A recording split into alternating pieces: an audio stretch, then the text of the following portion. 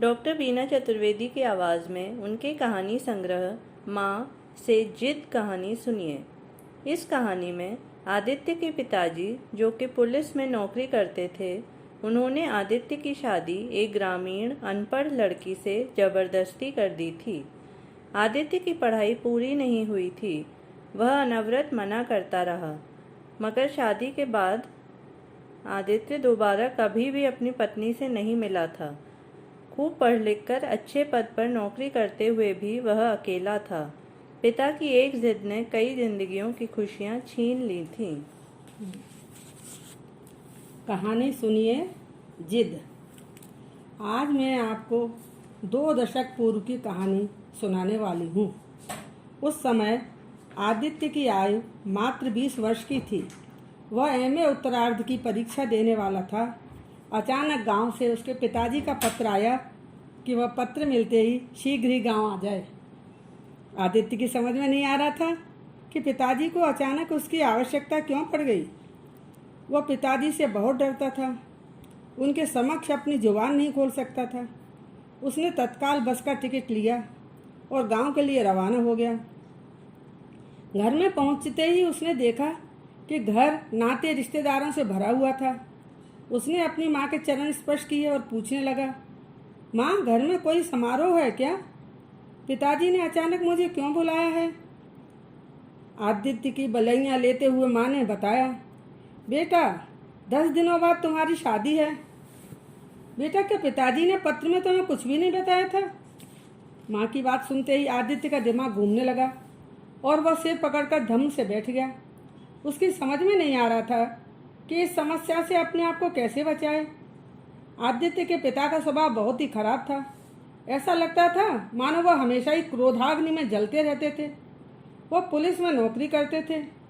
परिवार का छोटा बड़ा कोई भी व्यक्ति उनकी बात का विरोध नहीं कर सकता था। कुछ देर पश्चात आदित्य के पिता रुद्र प्रताप सिंह वहाँ आ गए। आदित्य ने कांपते हुए हाथों से उनके चरण स्पर्श किए। वह कहने लगे, पास के गांव में रहने वाली लड़की से तुम्हारी शादी तय कर दी है। लड़की पढ़ी लिखी 10वीं पास, 4 भाइयों की इकलौती बहन है। खूब जमीन जायदाद है। वह लोग बहुत ही धूमधाम से शादी करेंगे।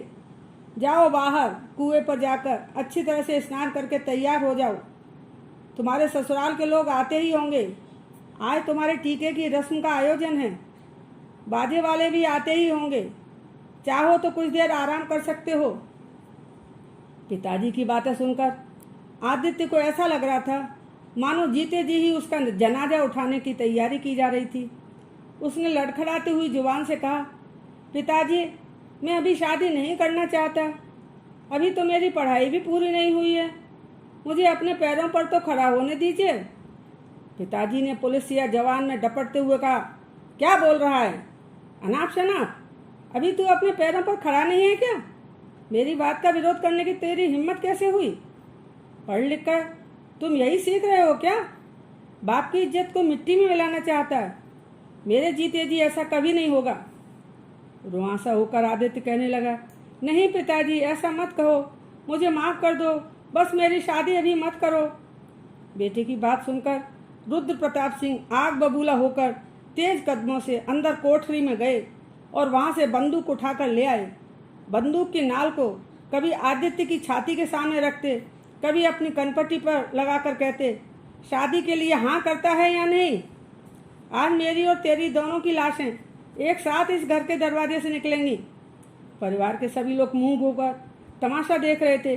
किसी में इतनी हिम्मत नहीं थी कि रुद्र प्रताप सिंह के हाथ से बंदूक ले सके। आदित्य थर थर काँप रहा था। परिवार के लोग उससे कह रहे थे, बेटा, हाँ कर दे, नहीं तो अनर्थ हो जाएगा।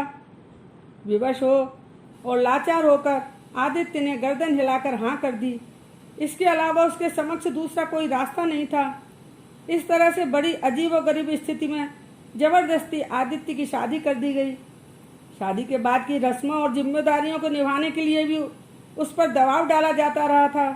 न चाहते हुए भी उसको वह सब कुछ करना पड़ा जिसके लिए वह कतई तैयार नहीं था। कुछ दिनों तक पत्नी के साथ रहने के पश्चात वह वापस शहर आ गया। फिर कभी भी उसने गांव की ओर मुड़कर नहीं देखा। शहर आकर आदित्य पूरी शिद्दत के साथ पढ़ाई में लग गया। एमए प्रथम श्रेणी से उत्तीर्ण करने के बाद उसने एक के बाद एक डिग्रियां बीएड, एमफिल, पीएचडी की प्राप्त करते हुए नेट और स्लेट की परीक्षाएं भी पास कर ली। शीघ्र ही वह व्याख्याता के पद पर आसीन हो गया। आदित्य की शादी के कुछ समय पश्चात उसके पिता रुद्र प्रताप सिंह का स्वर्गवास हो गया था। इसी बीच आदित्य की पत्नी मनोरमा ने एक बेटे को जन्म दिया। मनोरमा ससुराल में ही रहती थी।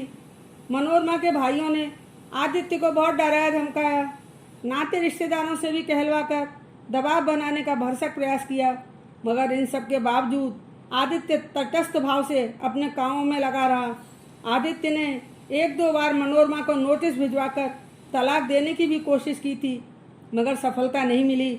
मनोरमा के भाइयों का गांव में अच्छा दबदबा था। मनोरमा को थोड़ा पढ़ा लिखा कर सरकारी नौकरी में शिक्षिका के पद पर लगवा दिया। मनोरमा गांव में रहकर नौकरी करते हुए अपने बेटे के साथ जीवन यापन कर रही थी। उसने ससुराल में अपनी पैठ बना रखी थी। अंधकार में एक आशा की किरण के साथ जिंदगी का समय गुजरता जा रहा था। दूसरी ओर आदित्य शहर में रहते हुए दिन प्रतिदिन उन्नति के शिखर पर आगे बढ़ता जा रहा था। आदित्य के परिवार में 2 बड़ी बहनें और 2 छोटे भाई थे। चारों भाई बहनें खुशहाल जिंदगी जी रहे थे। परिवार में छोटे बड़े सभी आदित्य का पूरा सम्मान करते थे। आदित्य का जीवन यूं तो सभी भौतिक सुख सुविधाओं से संपन्न था, मगर एक जीवन साथी की कमी तो थी ही। कभी कभी आदित्य बहुत उदास हो जाता था। उसकी समझ में नहीं आता था कि अपनी जिंदगी के साथ हुई खिलवाड़ पर वह हंसे या रोए। गत 20 वर्षों से वह जिस तिलस्म में जी रहा था, इसकी तो उसने कभी कल्पना नहीं की थी। अपनी बिखरी हुई एकाकी जिंदगी के लिए क्या वह स्वयं दोषी था? इस प्रश्न का उत्तर उसके पास नहीं था। ऊपर वाले ने आदित्य को अपनी जिंदगी संवारने का एक बार फिर से मौका भी दिया। उसकी मित्रता विश्वविद्यालय में शोध कार्य कर रही एक लड़की सौम्या से हुई। नाम के अनुरूप ही वह सौम्य स्वभाव वाली, गौर वर्ण, दुबली पतली, सुंदर और शालीन लड़की थी। उसमें गजब का आकर्षण था।